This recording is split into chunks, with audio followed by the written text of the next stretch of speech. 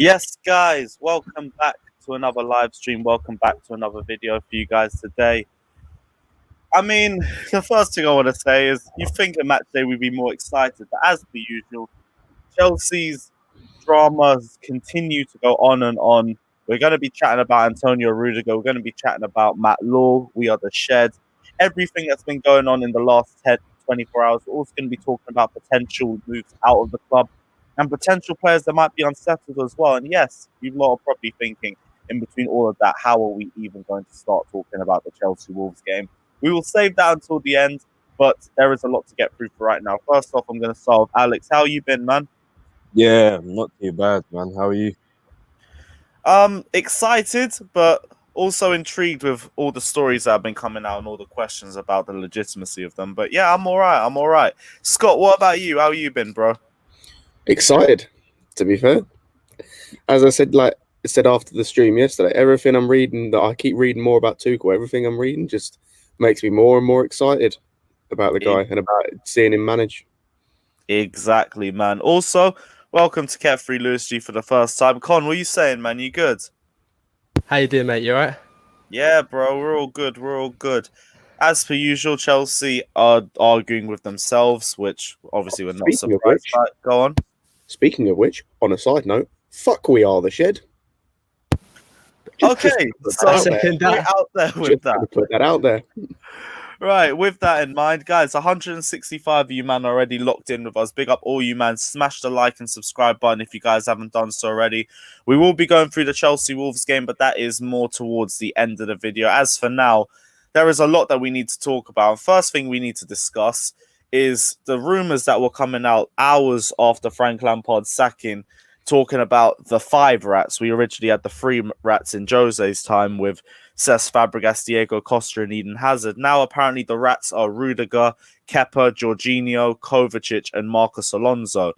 And the rumors were very damning because there were a lot of rumors saying different things, but they were all hinting at the same sort of things. Like it was the fringe players that were getting issues with Frank Lampard, and then the boards were getting more involved and they started backing the players over the manager, which is looking exactly like the same sort of shit that we seen 5 years ago.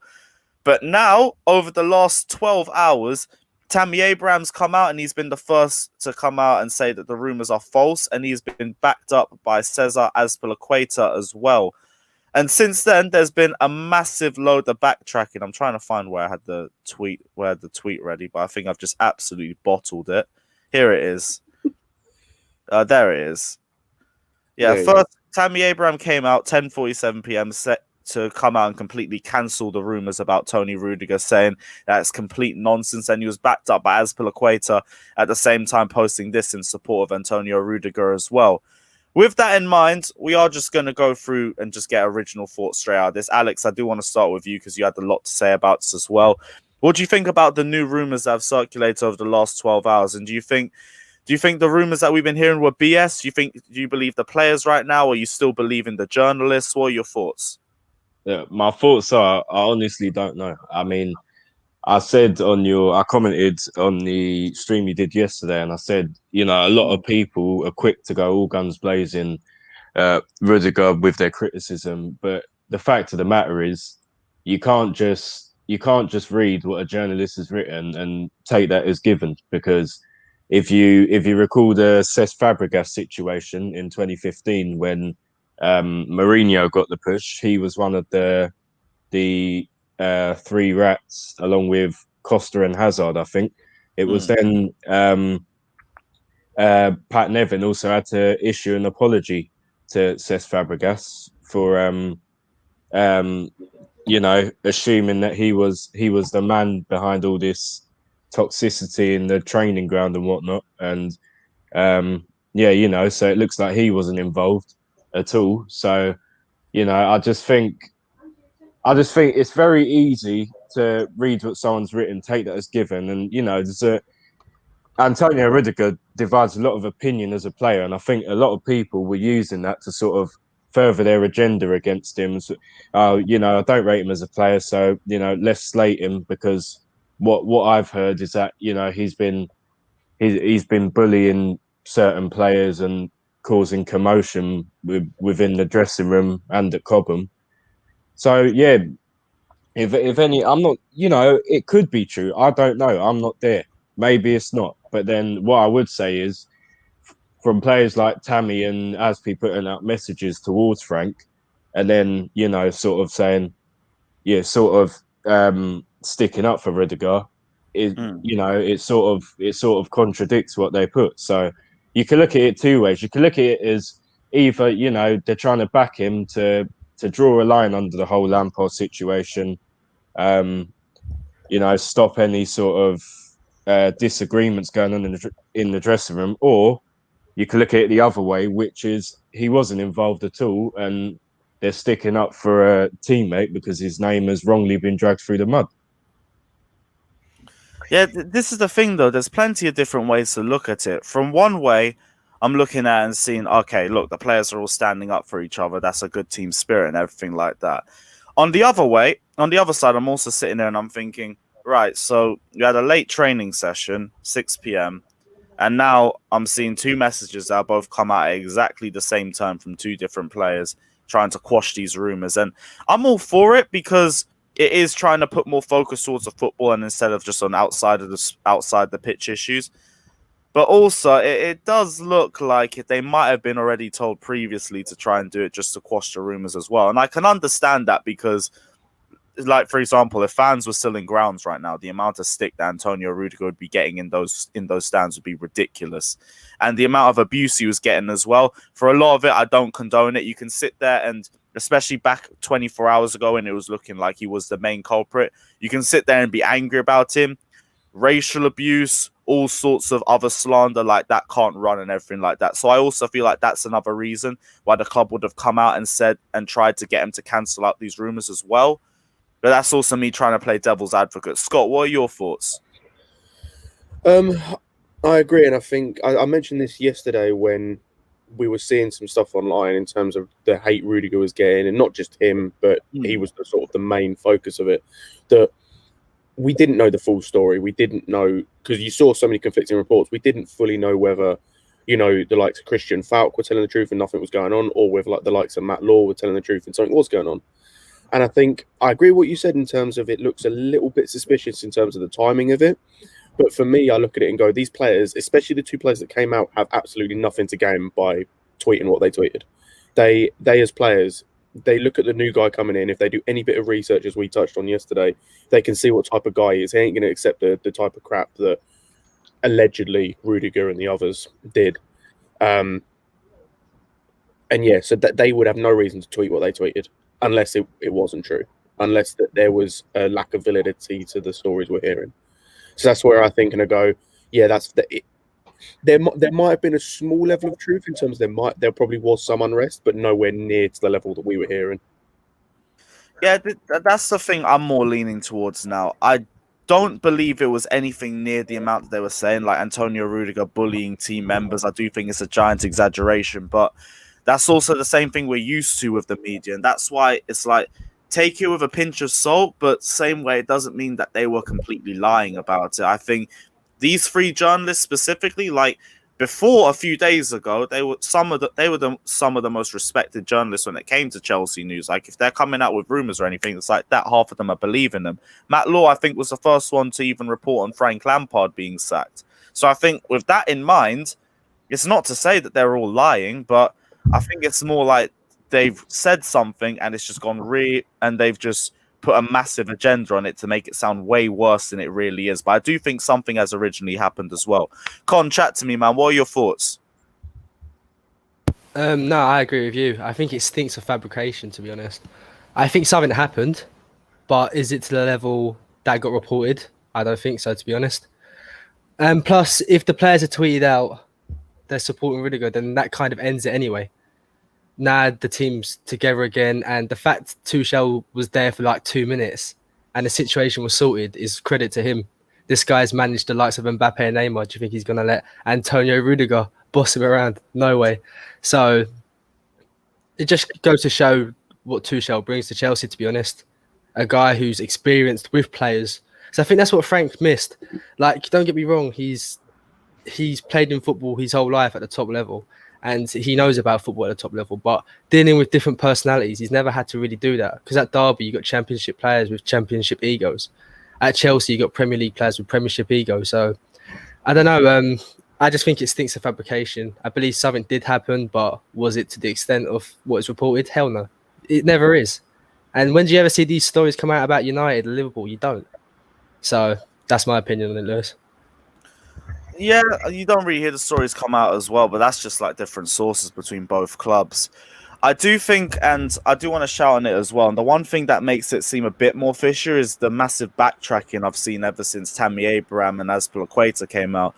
Carefree Youth went and deactivated for about 12 hours. He's only just come back now.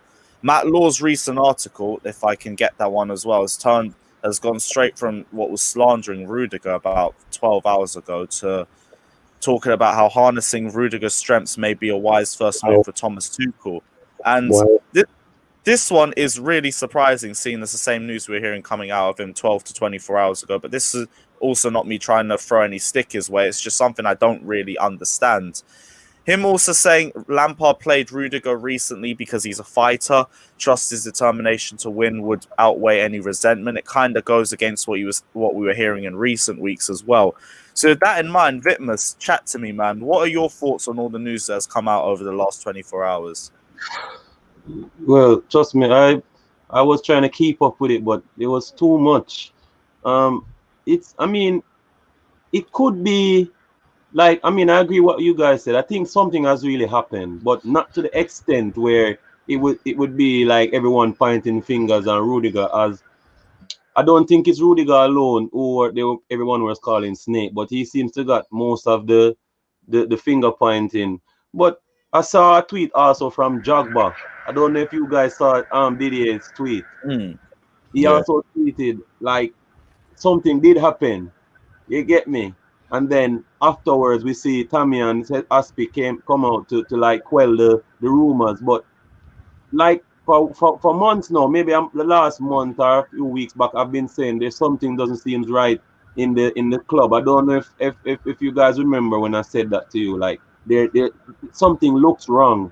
You get me? Like there was a separation in the club, man. We could definitely see it, but I think the journalists, the guys that came out with this news, as Lewis said, they do give like good news, like real news, and are sometimes are close to what they have said. But I think they have made it extra, like they've exaggerated a bit on it just to maybe get some clickbaits or something like that, you know. But if it's a lie, then it's not a good thing to do, considering you're a Chelsea fan. And from the outside, like we fans that don't really get that close info on the club as them, it makes it look bad, because we are going to like say, oh my word, what's happening? Oh, is Rudiger doing that? And it's not good. We shouldn't be tearing the club from the outside and making it look like this for fans like us that don't really know, like disrespecting the players, which it might be a lie. But again, it could be, as you said, something happened, but I don't think it's that, you know, to the level. You get me? Let's not forget, like, this isn't to slander any journalists, because, like, Lewis, you and me have done a journalism course. But, so we know that a journalist's first sort of thought in terms of their job is to who can get, like, for lack of a better phrase, the most clicks, who can get the most views on stuff, who can get the most newsworthy sort of thing. Exactly. And what I'm saying, it probably something has happened, but certain journalists or the journalists in general might think that how much can I sort of twist this? How big can I make this go so that it's still within the realms of possibility, but it'll get the most amount of news? Yes. Yeah, and to be honest, so that's just journalism in general, though. Yeah. And I think that's the one thing we can all agree on this story. It's been massively thrown out of proportion, but there is still definitely some truth to it. Like you said, Didier Drogba's comments, the fact that he said in that quote, like, the fans will forgive you for everything. Yeah. So there is something that they need to be forgiven for now. Yeah. So there is definitely something that happened. It's just a question of what. Like, you could say bullying team members, that could easily go down to an argument. Like Azpilicueta and Rudiger arguing on numerous occasions, apparently. I still believe that it happened. But I just don't believe it was a case where they were absolutely beefing and it was like you're either team Azpilicueta or your team Antonio Rudiger or anything. Nah, they probably just had a disagreement in training. Someone and saw it Lewis, and go for it. people forget that, you know, arguments and altercations in the training ground happen probably most days. I mean, it's only really when it's highlighted, especially like you look at, I don't know, you look at Arsenal, for example, this season. It's a couple of times where their players have had altercations in the warm-up, and all of a sudden this something must be going on at the training ground and whatnot.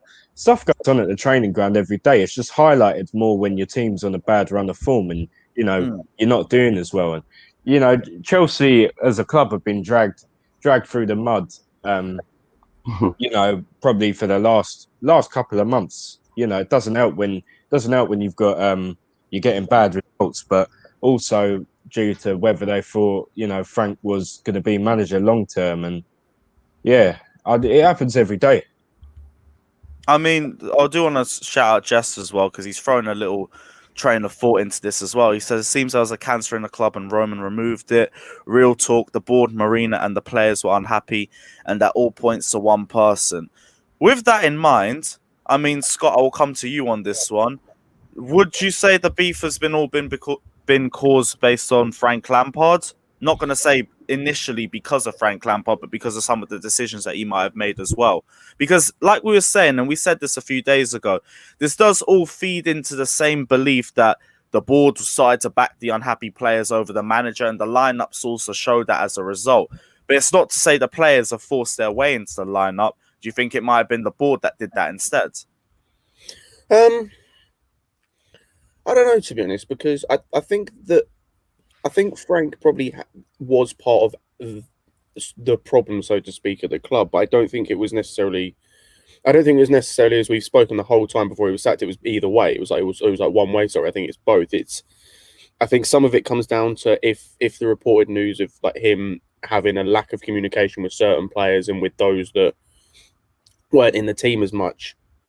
If that's true or there's any truth to that, I think that can come into it. But I think it also comes to as a professional footballer, you need to take some level of some level of understanding, for lack of a better term, that you have a need to improve, or you have a need to kind of better yourself, or you have a need to, you know, make sure that everything's good on your end as well. It can't just be from blaming everything on the manager. So I think it's both, but I think that removing Lampard takes away one part of that hopefully the other side of it in terms of the players will then improve. Yeah, and just as this one's a final thought before we move on, it's just looking at the complete turnaround in the space of about 12 hours. And do you not really not think the club has had any involvement in this? Con, I'll come to you as the last one. Seeing the turnaround in terms of how Matt Law's changed his stance on this and Carefree Youth as well, do you feel like the club's got involved, or do you feel like it's also now pressure that's heaped on them as well, compared to the same pressure that Antonio Rudiger was on 24 hours before that? I think the club is kind of involved in terms of they know how much this could hurt, but this is fully deserved from Carefree Youth and Matt Law. It's fully deserved, because if you want to try to get attention from fabricated stories, then expect the backlash too. Like, if I do a tweet that's totally outrageous, am I going to get backlash for it? Yeah, and I'm going to take it on the chin. I don't deactivate for like 24 hours and come back. Like, Rudiger's a Chelsea player. Like, all right, you might not rate him. I certainly don't. But what's the point of all the abuse just because Matt Law said it? Like, Matt Law's an Aston Villa fan. When Chelsea were playing West Ham, he was singling out Jorginho for poor performances, and he didn't even talk about the result or anything else. Like, this guy doesn't care about Chelsea, so why are you believing everything he says? And Carefree Youth, like, that's shocking from him. It's honestly shocking. And don't deactivate and come back. Like, take it like a man. Yeah. Like, you said something that was wrong, take it on the chin and move on. That's all I've got to say on that. Okay, interesting. Anyone got any final thoughts on the situation as well before we move on? I think the club needs to. I mean, maybe they're trying to like make the environment less, like, more peaceful for Tuchel to like come in and do his work. But I think we need, like, as fans on the outside, we need to know, not to the extent what's going on, but there's something should be said so that can calm the nerves of the fans on the outside, like people like us who are really wanting to know what's going on in the club. So I think something should be, like, I mean, yeah, Tammy and Azpilicueta, but we really need to hear something to ease the outside. Yes, the inside is being cooled off with whatever they're doing to get it quiet. But on the outside, where there are still people that still might believe and people that don't believe. So I think on the outside we need to know, like, a little to get our nerves calm again, so we can move forward with, you know, Tuchel coming in. Yeah, man, and I think with that in mind, we can perfectly just move on from this now as well. Big up Paulito's way for the donation. He says, Lewis, you see the Danny Murphy interview that was misconstrued with Rudy going to the boards. Yeah, I think we've all seen that one from now as well, and that was the one that was starting to put Kovacic out the spotlight as well, because everyone was saying Kovacic was involved with it, and he was barely even mentioned in that interview with Danny Murphy as well. But the reason why Rudiger was still getting a bit more hate at that point was because of the other articles from Matt Law, from Carefree Youth, from Liam Toomey as well. Liam Toomey even came out and said that it was looking like the players were just trying to back Antonio Rudiger simply because of the level of stick that he was getting. But the same way from the looks of it now, it's completely all sorted, and I just want to move on from it as well, just like the players have. But drama, as much as we want to move away from it, never seems to leave Chelsea, and match day has literally just started with hashtag the circus continues coming around the timeline. Clowns. We at the Shed have claimed responsibility for this one. They said the board have used Frank and Jody, discarding a long-term project for short-term fixes again, this time at the expense of people with a special connection to our club. No manager will ever be able to meet the ridiculous expectations of the board.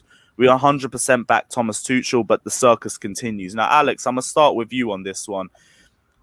Use Frank and Jody? Like, would we really say that? I feel like that's a massive extreme to use for this situation.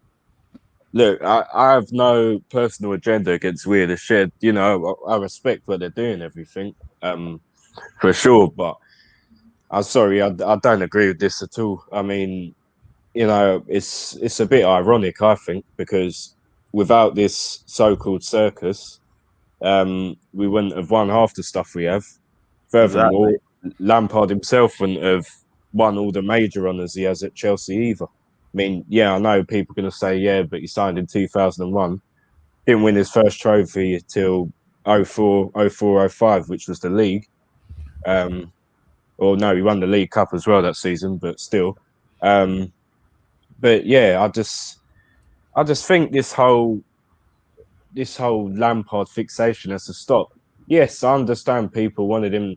There were people who wanted him to stay. That's fair enough, and I understand that people were sort of keen on this project. But at the end of the day, if you're going to have a project, you still have to win football matches for the time being, and that's what people aren't really understanding. And yeah, he's gone now. Yeah, it is sad. Even as someone who wanted him out, I didn't want to see it end like this. But you know, we've got a new manager. We've got a new manager in now. We can't keep saying, oh well, if we kept him, it would have been this, it would have been that. I don't remember people kicking up this sort of a fuss for when Di Matteo got the push. And I know on the podcast last week we did with a couple of people, someone was saying about how, yeah, but they always used to sing his name in the 16th minute when Benitez was there. But that was more due to Chelsea fans not liking Benitez because of the comments he made when he was at Liverpool. It wasn't really down to people disagreeing with the dismissal of Di Matteo. So yeah, I don't agree with it, Lewis, to be honest, and I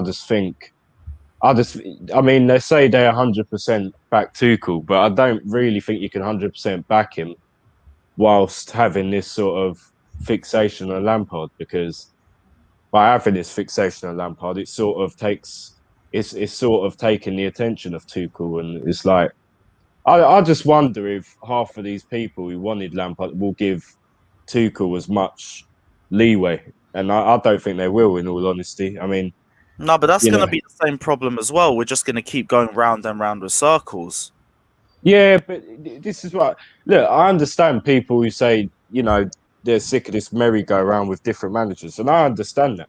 I myself wouldn't mind, us building something, and yes, I'm aware it takes time, but at the same time, the club aren't going to sort of look at it and go, well, we've been ruthlessly successful for the last 15, 16, 17 years, and we're just going to sort of lower our standards to accommodate a club legend. So it's, I can see where people are coming from, and yeah, in some ways, I myself would like a manager to stay here for years, but then, at the same time, part of the reason we have success is because of this constant cycle of changing managers. So it goes both ways, really. Yeah, and this is the thing, it goes both ways, but same way, I struggle to understand why we're still getting so emotional over a manager sacking. Like, at the very most, I understand the fact that it's Frank Lampard. But here at Chelsea, out of all clubs, we should be used to this. Like, for me, my depressive period over managers leaving ended when Jose got sacked for the second time. That was one of the most depressing days of my life. Now I've seen Conte leave the year after a title win. I've seen Sarri leave with just so many hints of what he could have done as a manager for us. I'm now seeing Frank Lampard leave, but Frank Lampard was statistically the worst manager of the lot.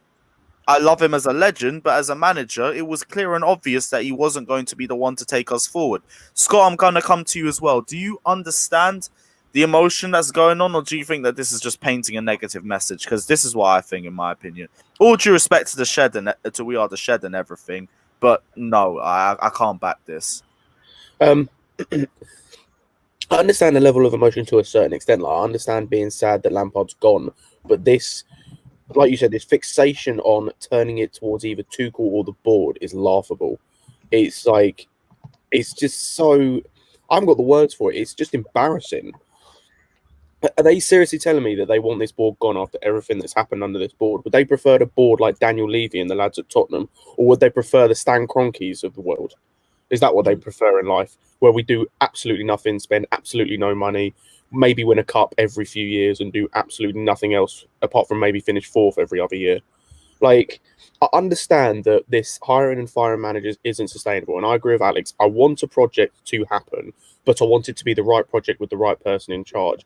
And I can name you 5, 6 different projects that are happening or have happened in the Premier League in the last 5 years.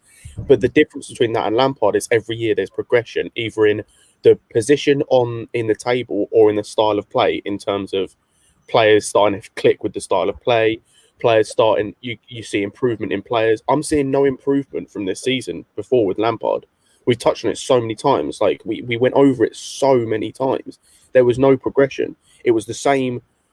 It was basically the same sort of thing we were seeing under Sarri, just with you could say an overall lesser group of players in terms of talent, because we didn't have our best player in Eden Hazard. We didn't really have, experience elsewhere in the pitch.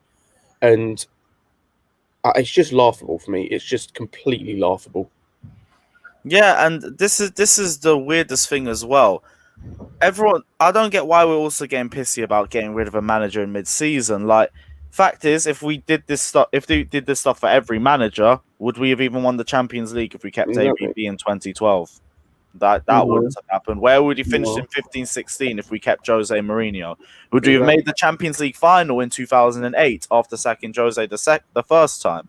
Exactly. Actually, no, to be honest, that one's a maybe or maybe not, because it was the squad that taken us there. But my point still stands. And Con, I want to come to you as well. What are your thoughts on this entire situation? Do you think it's another one that's leaving the club in a bad light, or do you understand it? I think it's funny, to be honest. Like, how can a bunch of clowns call the club a circus? Like, all right, cool. You like Lampard, right? And you love him. We all do. But it doesn't mean we act like an Arsenal fan. And in a lockdown, by the way, I think people forget that. We go to Stamford Bridge and put a banner out. Like, I'm sorry, the national rules don't apply to you in the lockdown, lads. Like, I didn't realise it means that much to you. So who's snaking on them and getting the 500 quid? But jokes aside, I think it's ludicrous, to be honest, because they're not. That makes it look like they're speaking for the whole fan base, and they're not. They always go, oh, but these match-going fans, we got a WhatsApp group of 120 of us. Mate, there's millions of Chelsea fans in the world. Stamford Bridge holds a capacity of 44,000. Like, not everyone can go to the game. Not everyone's privileged enough to go to a game, because I think that's something that needs to be said as well. Fans who can go to games are in a privileged position. It's not a chore. Yep. People make like going to games sound like a chore. All respect to people who do, all respect, but don't flex it to people who can't, because I guarantee there's millions of people out there who would love to go, and the fact they get degraded for it is a joke. And that's why I don't like that Twitter page. If you see it, I'm always having arguments with that Twitter page, because they generally have this high ego that they're the proper Chelsea, and I'm sick of it. Like, that's a match going thing as well. Like, I'll be real, you'd What be is proper surprised about Chelsea? people have that. Proper Chelsea is whatever What is you it? want it to be, honestly. It's whatever you want it to be, because there's so many different definitions that so many different people will have for what defines a proper Chelsea fan. That, you know what? I don't even think there's a definition for it. I think from the sounds of it, you gotta go every home and away game. You better not be vlogging. You better not be in fan media. And you also better follow the narrative that whatever they want you to have in the first place. No, for sure. And the thing is, what I find so stupid with that page is that they find it so hard to accept someone else's opinion. If you can't accept someone's opinion on football, what else in life can't you accept? It makes me question people morally. Do you know what I mean? But if you're Tuchel and you're the squad and you're looking at that, you don't know who We Are the Shed is on Twitter. You just see that and think, oh, Chelsea fans, they're angry at us. Like, how is that good for morale right now? Like, we have a lot of games coming quick and fast. The banner they put at Stamford Bridge, that shows that they had, like, the backing of Frank. And Frank will know that. But if you think Frank Lampard's going to look at that and be like, oh, well done, lads, thanks for that, he's not. Frank Lampard isn't that type of guy. So that right there is an action of, like, doing it before you think, in my opinion.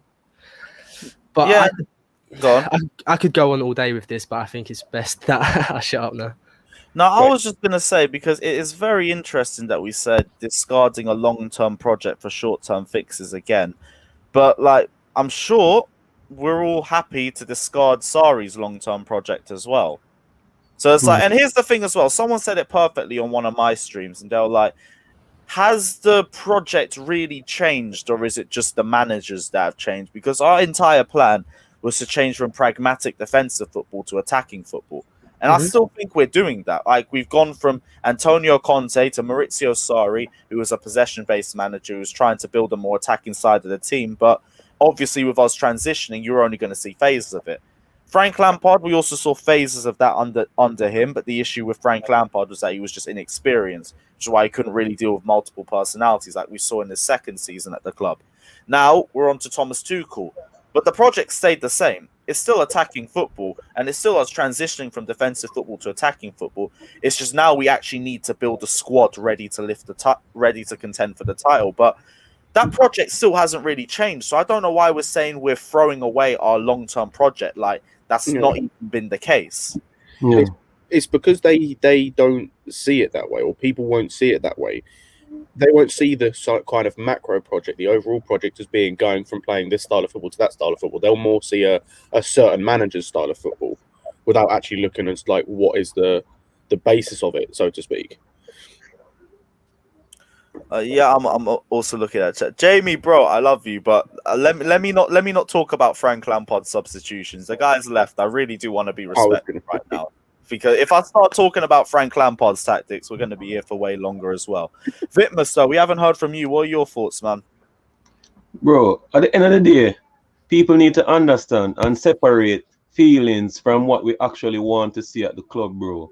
Lampard, we talked about this over and over. Lampard is inexperienced. Yeah, Alex said it. Yeah, we love him, but it's sad to see him go, but it's not working out, bro. And as we all said it, we are going backwards. If we were playing the same type of football we played last season with Lampard and moving forward from that, then we could say, oh yeah, you know, we could see something going on. We need to give him a little more time. But we are going backwards.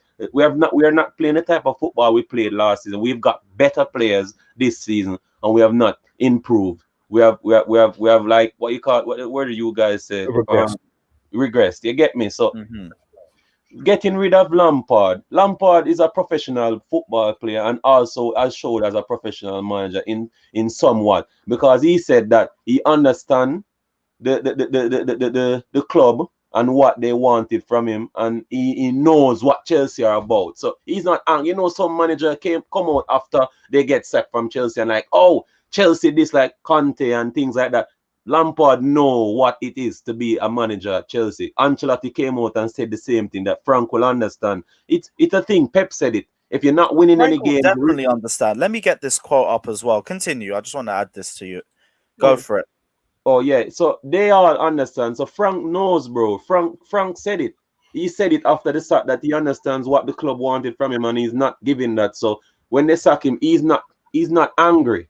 He might be sad that he didn't get the club where he wanted them to be, but he knows what comes with the job when you're coaching Chelsea. So most of the football Chelsea fans know, like my guy said, you go into a game every week or every game doesn't make you a better Chelsea fan than the ones that can't. Because we're all still watching the game and seeing what's going on. So we millions of us, we all have a point.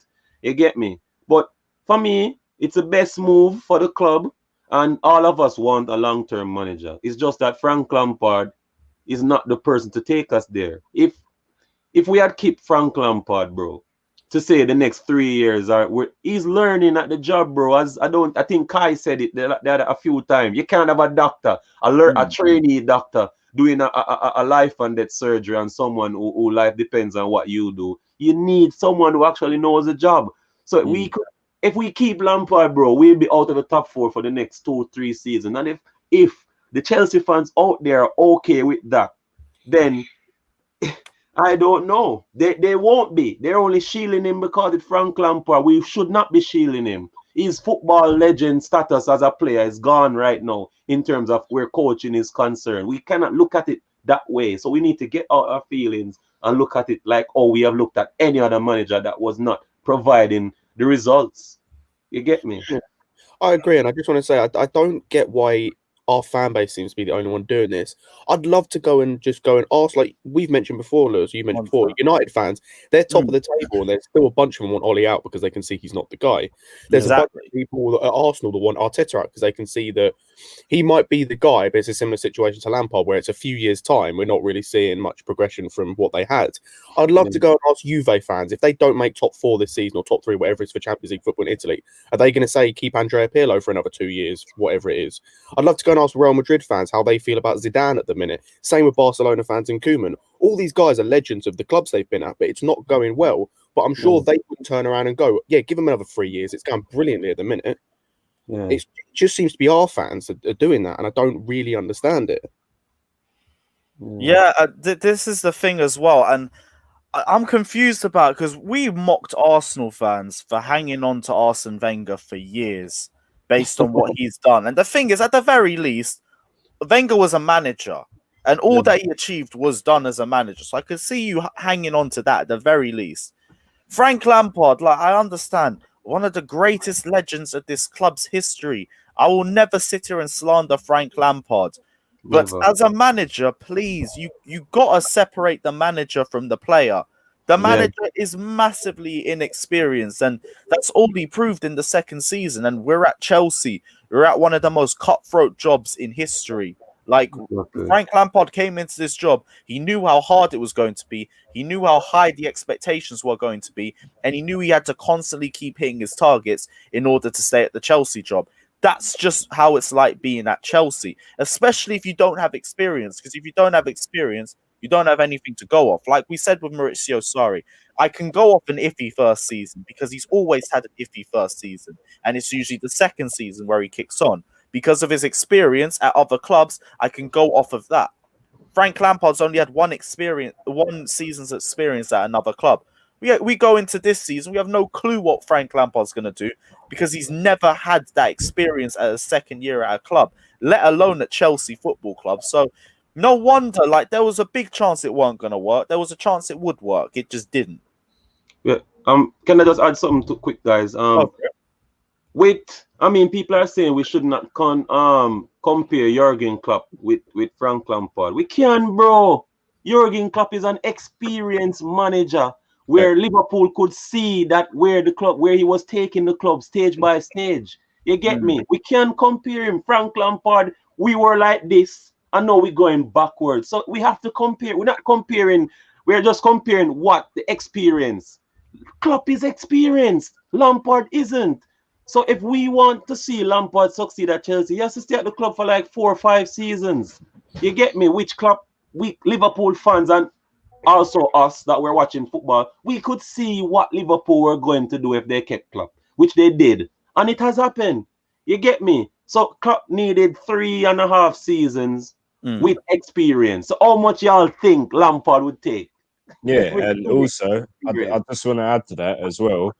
A lot of a lot of people with this comparison with Klopp seem to think that everyone who wanted him out seems to think that we all think he's a rubbish manager. I've never once said Lampard is a rubbish manager. The only thing I've said is that he is a rookie, which he is, because this is his 3rd season of management. You know, do I think he's a rubbish manager? No, I don't. He could be an okay manager. He could be a good manager. He may even be able to get a job somewhere lower down in the Premier League. I've never said he was rubbish. The issue, and I completely commend him, and I've said this loads of times, commend him for everything he did with the transfer ban last season. Yeah. But at the same time, just because I don't want him at Chelsea, that's because I don't think he is quite up there for a job as big as this. But it doesn't mean to say I think he's a rubbish manager. I think he could probably do a job lower down in the Premier League, maybe even in the Championship. But, I'd love to see him at Celtic, even though I hate the club. Would love him to be Celtic manager. I hate the club. I was going to say, you're not going to get a lot of fans in the comments section. I hate the club. But in terms of a club where he can show the best at, and he's got players that can work with, because they're at least Celtic, they've got players of like the Scott Brown type, where you've got that winning mentality and that no kind of shit's given mentality, which I think he could work with. But as I said, I hate the club, but I think he could progress there a bit more. I mean, if you're talking about seeing what it's like to work at a big club, but also having less pressure on you, I think Celtic would be perfect for it, because it's only Rangers. But same way, I can't see that happening. And the Chelsea fans in me is just like, nope, I'm not looking at. I don't want to see it.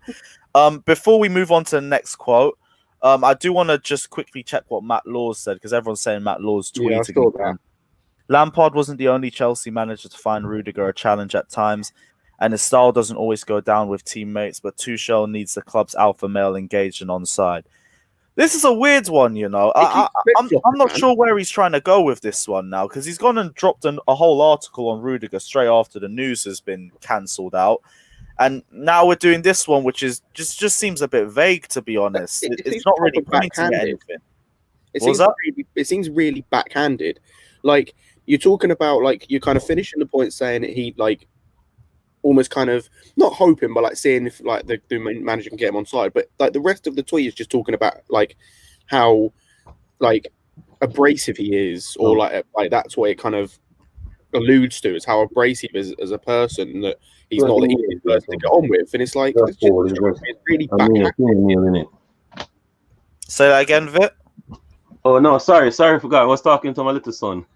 Oh yeah, sorry. Go on, Scott. Then I would say it seems quite backhanded. It seems a bit flip floppy. Like he's gone from absolutely, like, as we've mentioned, just piling on him for what he's done, to then flip flopping back onto the, like, talking about how what you brought, the article you wrote earlier or yesterday, to that. It seems really like weird.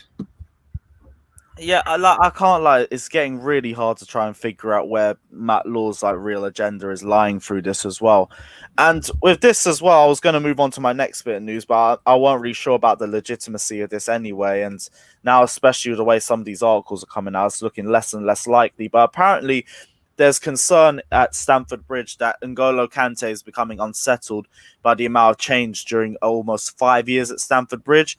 Although Matt Law's also saying there's no sense that he's made any move to try to leave. With that in mind, I'm going to ask you, Alex, do you believe these rumors in any sort of case? Or also, do you think the end of the season would be a right time to sell N'Golo Kante? Because that's also creates a bit of a discussion.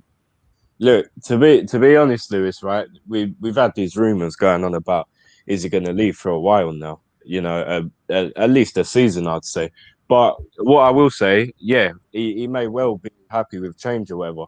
But surely he would have been more surplus to requirements in Lampard's system than Tuchel. So if anything, I think in some ways he's more likely to stay because of Tuchel's ability to adapt and to different formations and certain styles of play than if he were under Lampard, where you know a lot of people didn't really think he fitted in because you know people saying he's not really a defensive midfielder, but he's not too attacking either.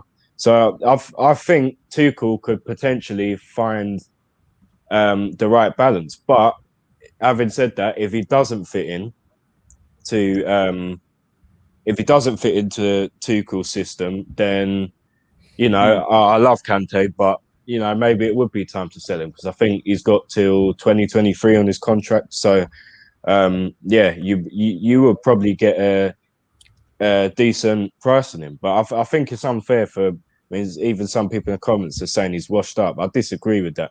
Yeah, he hasn't been. disagree. He hasn't been as good this season. Then we know he can be cool. But then, how many players have there? That's what you've got to ask yourself. Exactly. Yeah, Con, I wanted to ask you this one as well because it's not. I'm not too sure about the legitimacy of it. I'm just looking at it based on the rumors as well that were coming out about the 5 players after Lampard was sacked, and it's also starting to create a little bit of a story as well. I'm thinking with Jorginho and Kovacic potentially trying to find out more about their positions in the squad, and them also going to the board because Frank Lampard may have not been speaking to them too much. That's a different topic as well that we can go into. But do you think with the constant pushing around the dressing room and players, and with the amount of players that we have in the squad fighting for such limited places, it might be creating a toxic environment that N'Golo Kante doesn't like? Because I'm trying to find reasons for why N'Golo Kante would be unsettled, because just looking at the type of person Kante is, like, the guy is just, if there's one word to describe him, is content. Regardless of whatever's happening, he just seems happy with life. Like, even at Leicester when he was leaving, he only left because of a release clause. It wasn't like he was unsettled there. The guy's just won the Premier League with Leicester City. So if I'm looking for a reason why he might be unsettled and might want to leave, that would be the only reason that makes sense. But what's your thoughts? To be honest, Lewis, I just think it's an easy story to run because You got no belief in it. Nah, because I remember having Frank Khalid once on my pod, and obviously we all know he's very good friends with N'Golo, and he told me that N'Golo loves Chelsea. He has no pleasure of ever thinking about leaving. And why is this only coming up now? Like, out of all the times you could have ran this story, it's now when there's a lot of eyes on Chelsea. Do you know what I mean? It's a very easy story to run, and there's not going to be a lot of people coming out saying this isn't true, because how can you prove something like that?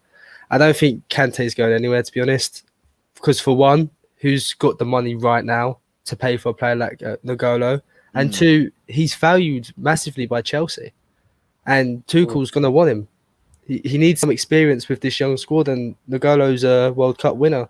So I just don't believe that story at all, to be honest.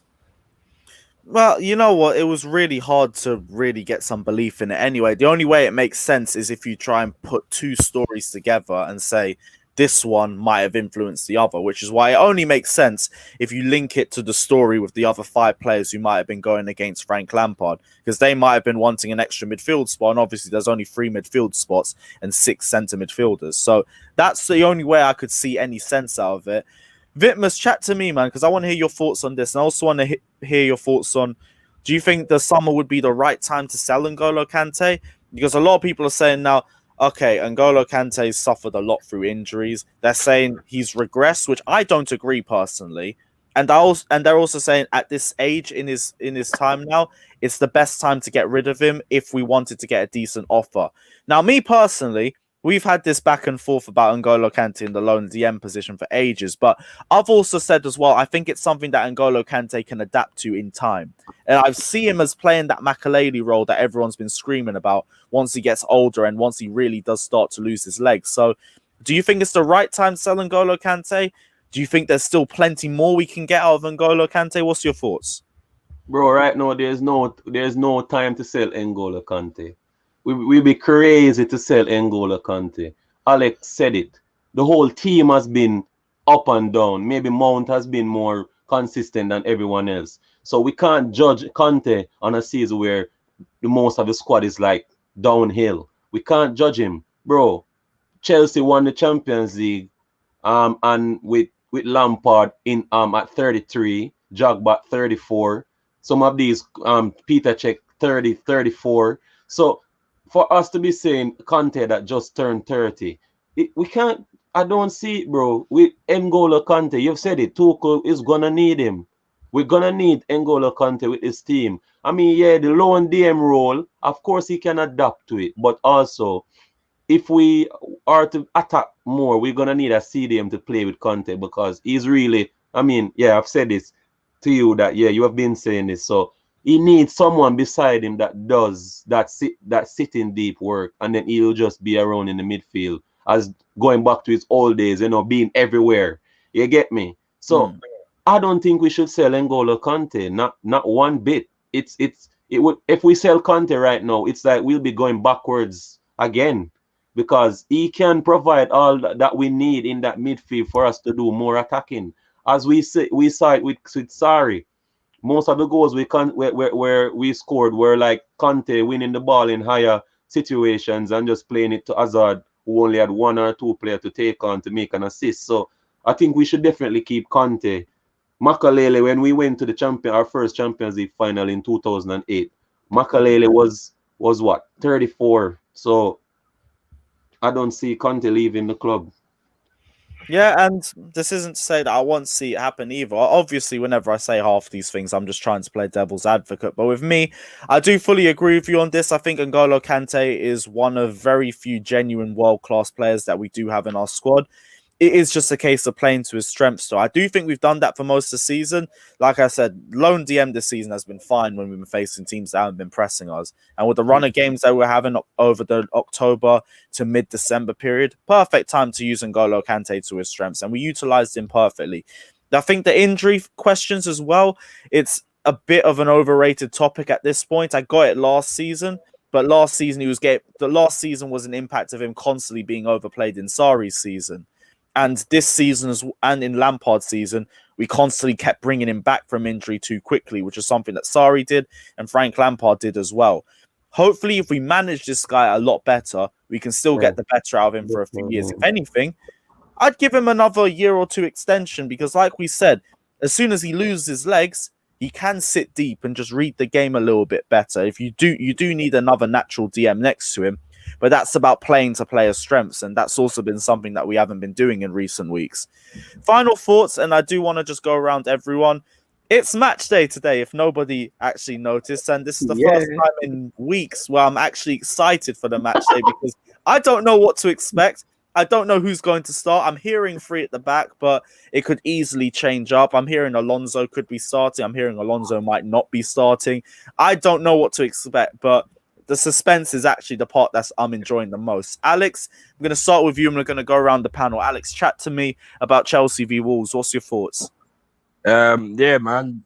Yeah, you summed it up perfectly there. I think it's the first time in I can't even remember where I've actually been looking forward to the kickoff. I mean, we don't know what to expect, which can be both a blessing and a curse. But at the same time, we don't have that worry that we did say last week or the week before. So, but what I would say is, if Alonso starts, I will be watching Netflix. So, and I won't be watching the game. No, I'm joking. I will be, but yeah, man, I'm looking forward to it. Be nice to start Tuchel's Chelsea career off with 3 points, but at the same time though, let's just say we do win comfortably. Let's not get carried away. There's still a long way to go. Yeah, that's one thing I do want to say as well, because we're at that same point where we have a very good run of games coming up, and I could understand it happening, but same way, if we end up going on a run of victories, let's not make the same moves we did in November because we absolutely embarrassed ourselves in December. But final question before I do move on as well: score predictions and what formation do you expect to see us playing? Ooh, that's a tough one, you know. Yeah, I don't expect you to be right on this because there could be plenty of different options. Just if anything, I'll tweak it a little bit. What do you want to see? What do I you know what, yeah. Oh, that's a tough one, Lewis. I personally wouldn't mind seeing the 4-3-2-1. I mean the 4-2-3-1, sorry.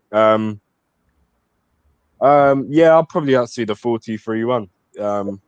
Yeah, just something we haven't really seen this season as such. Couple of people in the comments saying 3-5-2, which would probably mean Alonso would start, but you know, I don't mind. Let's just go out, get the 3 points, and then we can talk about formations and what worked well and what didn't afterwards. All right, cool. Scott, we'll go to you as well next now. What are your thoughts on Chelsea Wolves and what lineup do you expect to see for the game too? I'm excited, man. It was, I don't know if it was you or someone else I saw tweet that the training video. That got me really excited, I won't lie. Seeing Tuchel run around and how he was coaching him got me a little excited. And I honestly couldn't tell you in terms of the lineup. I couldn't tell you where to begin. The only thing that I'm thinking I've seen a bit more, and we talked about it a little yesterday, we were talking about Tuchel and how he likes to play, and I've seen a bit more on Twitter today in terms of if we go 3-5-2, that I kind of want to see is Havertz and Werner up top together. I kind of want to see that, I think, either in a 3-5-2 or a 4-2-2 or 4-4-2, whatever it is. I think I want to see that.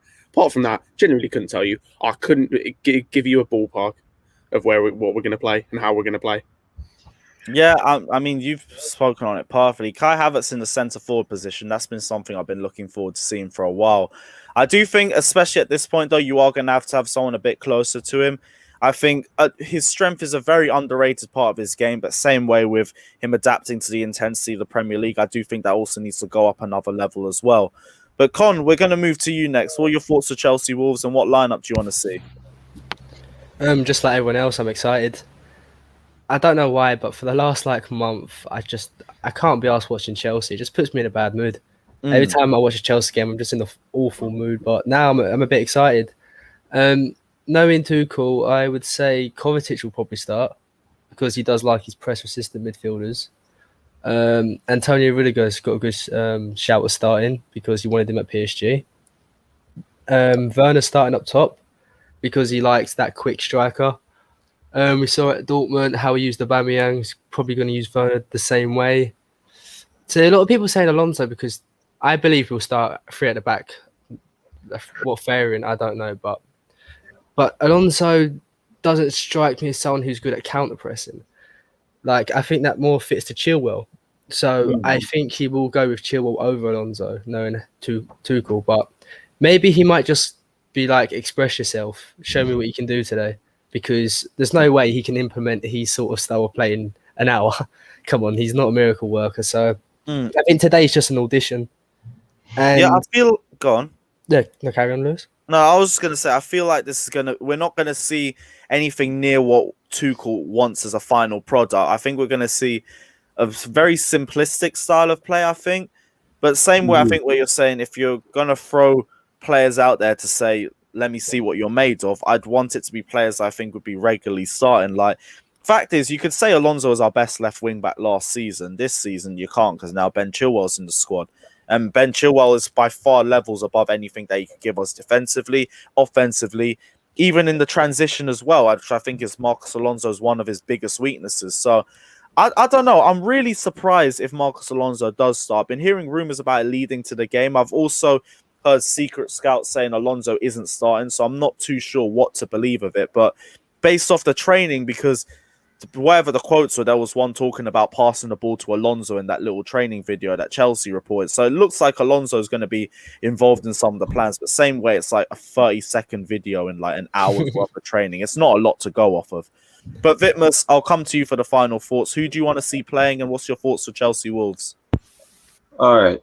For me, I think Tuchel, being as an experienced manager and not getting the time to actually show the players what and how he wants them to play, I don't think he'll change that much from what we were doing. Just add a little bit to it and see what can happen. I think he'll stick to a back 4 just for this game because we have seen it. He has used a back four at PSG, but he stopped because he wanted a right back, and they didn't want to spend the money to get him a right back. So I think he switched formation for a little then. But I think he'll keep the back four playing Rudiger. As my guy said, he wanted Rudiger at PSG, so he might change. Zuma has been out for the last 2-3 games, so yeah. So he might continue Rudiger. I think he'll play a 4-2-3-1 because, as we see, he does play that at PSG time to time with Neymar on the left, Mbappe on the right, with Icardi up front, and sometimes Di Maria playing in front of Pardes and Marquinhos in the CDM roles. So I think he'll go a 4-2-3-1 today. And then as time goes by, if he doesn't like it, he'll change to the three at the back. And sorry, you was gonna say something? No, go for it.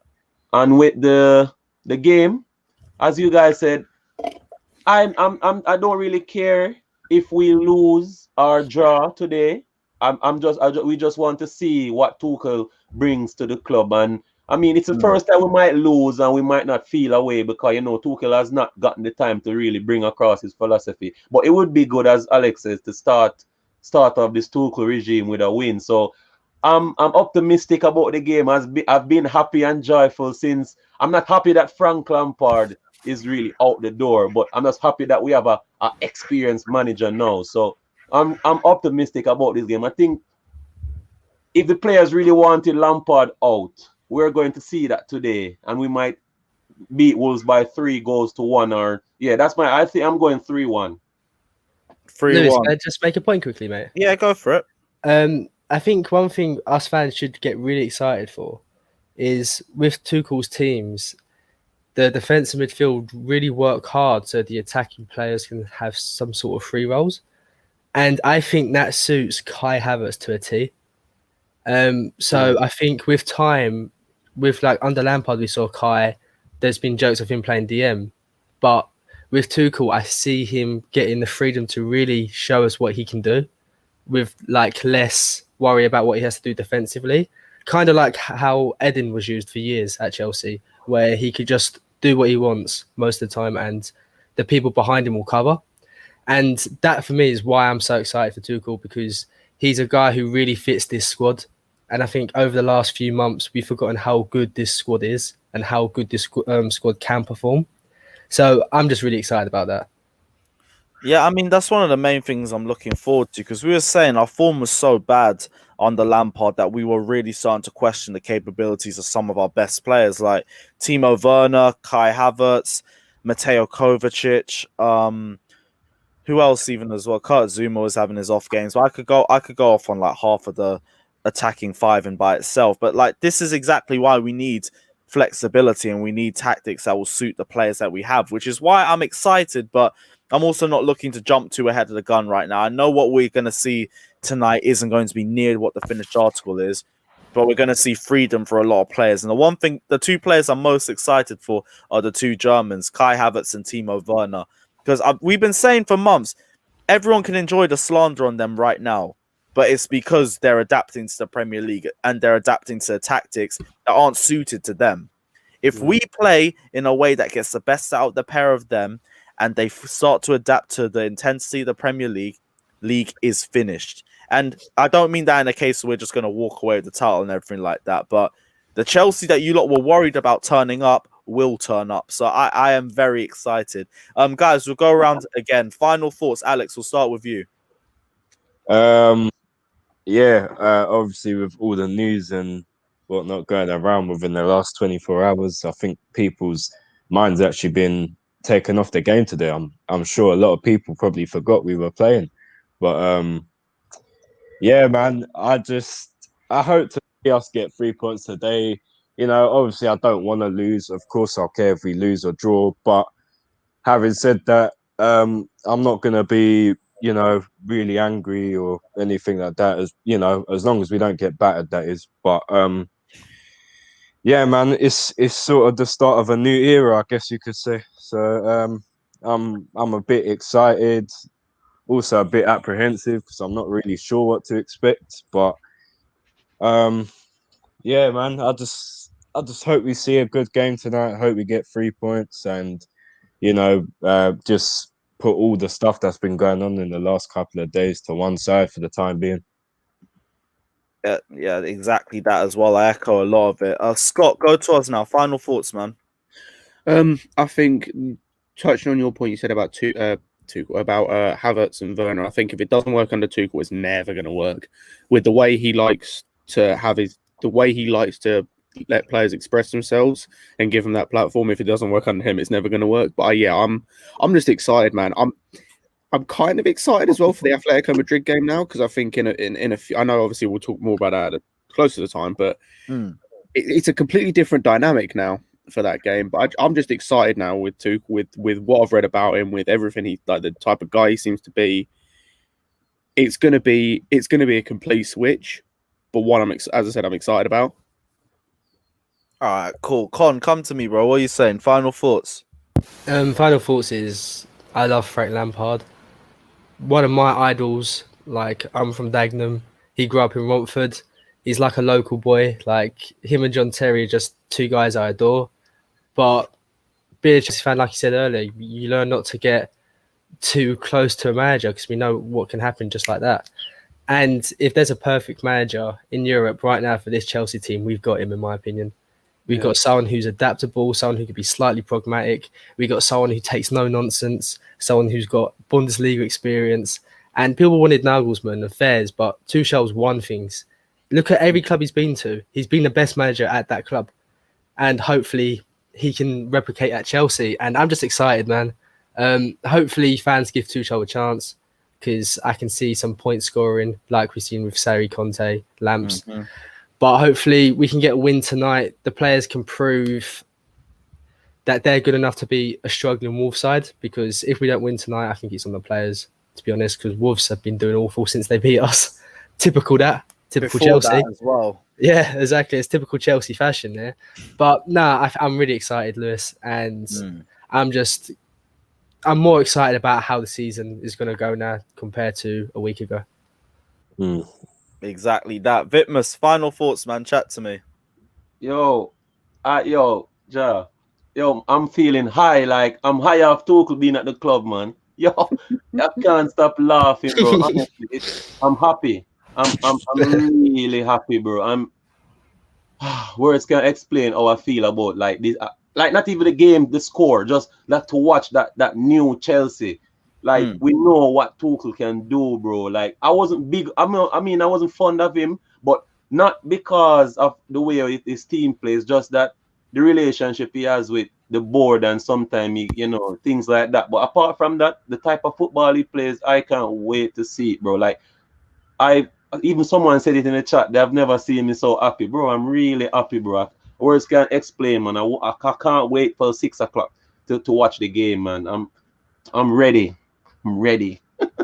Yeah, man. This excitement is building, man. We are just over 2 hours away from kickoff. I might be back for a lineup announcement. I might be. It all depends on if I finish off with Flawless. But everyone check out Flawless' channel at 4 p.m. because I'll be back on there for another stream. Big up the entire panel for jumping on. The link to Vitmus' channel is in the title, so go check it out. And the link to Con and Scott's Twitter pages are in the description below and also in the comment section. So go check it out and follow these guys as well. Alex, the sooner you're on Twitter, the better, man, honestly. So let us know whenever you get that Twitter account sorted out. And yeah, guys, I hope you all have enjoyed this discussion / the Wolves preview. Let us know if you agree or disagree with any of our points down in the comment section below. Don't forget to like and subscribe to Carefree Lewis G. And if I don't see you for the...